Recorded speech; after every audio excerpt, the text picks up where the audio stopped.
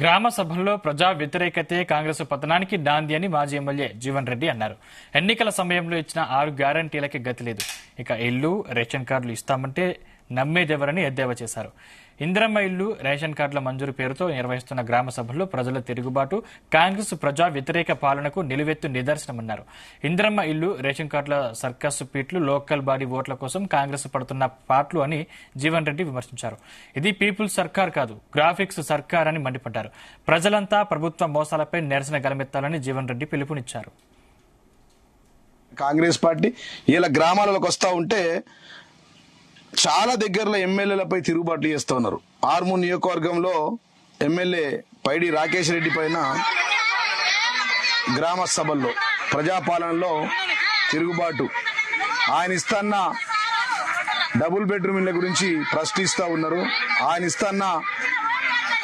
ఆయన యొక్క హామీల గురించి ప్రశ్నిస్తూ ఉన్నారు, నిలదీస్తూ ఉన్నారు. చివరికి అక్కడి నుంచి పారిపోయిండు. ఈ వీడియో చూస్తే మీకు చాలా స్పష్టంగా అర్థమవుతుంది. అన్ని పేపర్లలో కూడా రిపోర్ట్ చేసింది ఇది. అదేవిధంగా భువనగిరిలో అనిల్ కుమార్ కూడా ఆయనను కూడా ఉరికిచ్చి తరిమి కొట్టారు. ఎందుకంటే ఇక్కడ ఈ ఎమ్మెల్యే ఆర్మూర్ ఎమ్మెల్యే పైడి రాకేష్ రెడ్డి ఆయన మాట్లాడిన ఒక గ్రామంలో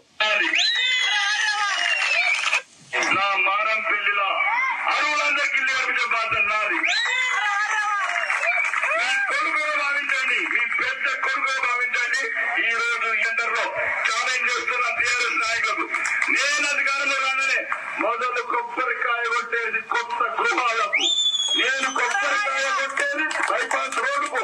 సంవత్సరం లోపల ఇల్లు కట్టియకపోతే ఈ విలేజ్ కాదు, ఎమ్మెల్యే పదవికి రాజీనామా చేస్తాను.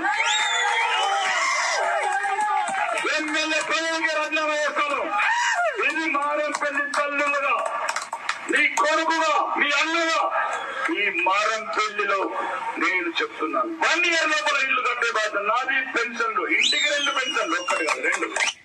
ఇట్లాంటి అబద్ధ హామీలతో గెలిచినటువంటి ఎమ్మెల్యేలు ప్రజాపాలన పేరిట జరుగుతున్నటువంటి గ్రామాల్లో జరుగుతున్న సభలు ఏవైతే ఉన్నాయో, ఈ గ్రామ సభలకు టెంట్లు ఏవైతే వేసిందో కాంగ్రెస్ పార్టీ, బీజేపీ నాయకులు వేసిన టెంట్లు ఏవైతే ఉన్నాయో అవి ఎన్నికల స్టంట్లు అని చెప్పి ప్రజలు భావిస్తా ఉన్నారు. ఎన్నికల్లో విజయం సాధించిన కాంగ్రెస్ పార్టీ